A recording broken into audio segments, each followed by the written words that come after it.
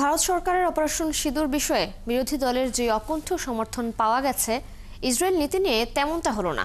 ইসরায়েলের বিষয়ে মোদি সরকারের নমনীয় নীতির কঠোর সমালোচনা করছে বিরোধী দল। কিন্তু মোদি কেন ইসরায়েল ঘেঁষা, জানাচ্ছেন আফসানা শাওন। ইসরায়েল ফিলিস্তিন সংঘাতের মতোই স্পর্শকাতর ইসরায়েল ইরান যুদ্ধ। এই যুদ্ধে শ্যাম রাখি না কুল রাখি অবস্থা ভারতের।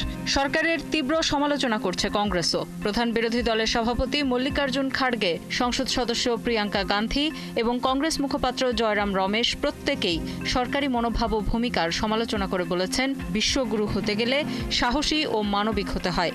পশ্চিম এশিয়ায় যুদ্ধবিরতি ও শান্তি আলোচনা নিয়ে ভারত তার চিরায়ত অবস্থান থেকে সরে এসেছে কিনা এমন প্রশ্নও তুলেছে বিরোধী শিবির। সিল্কোর সিল্ক অ্যান্ড শাইন, যাতে আছে আর্গান অয়েল ও ওট প্রোটিনের গুডনেস, যা আপনার চুলকে রাখে হেলদি অ্যান্ড শাইনিং।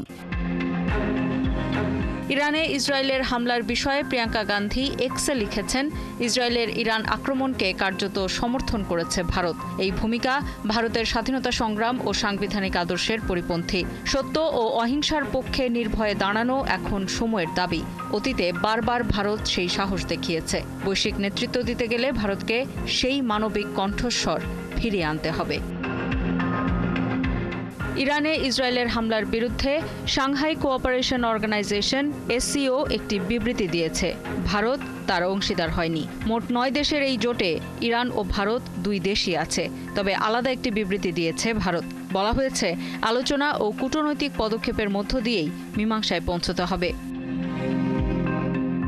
কংগ্রেস মুখপাত্র জয়রাম রমেশ সেই মানসিকতার সমালোচনা করে বলেছেন, এই বিবৃতি অর্থহীন। বিবৃতিটি পড়লে মনে হয় যেন ইরান আক্রান্ত হলেও তাকে সংযম দেখাতে হবে।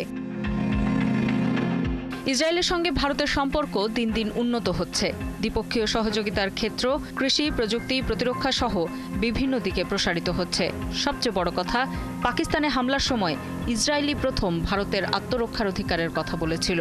এছাড়া ভারতের বিবেচনায় রয়েছে ইসরায়েল যুক্তরাষ্ট্র ঘনিষ্ঠ সম্পর্ক।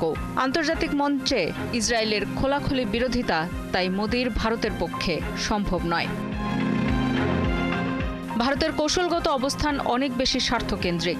একদিকে SCOর বিবৃতিতে সই না করে চীন, রাশিয়া, ইরান জোটের থেকে কিছুটা দূরত্ব বজায় রাখছে, আবার যুক্তরাষ্ট্র ও ইসরায়েলের সঙ্গে সম্পর্ক নষ্ট না করে আগামী দিনের বাণিজ্য ও নিরাপত্তার স্বার্থ অক্ষুণ্ণ রাখতে চাইছে। তবে এই ভারসাম্য কতদিন টিকবে তা নির্ভর করছে সংঘাত কতদূর গড়ায় তার উপর। আফসানা শাওন, ৭১।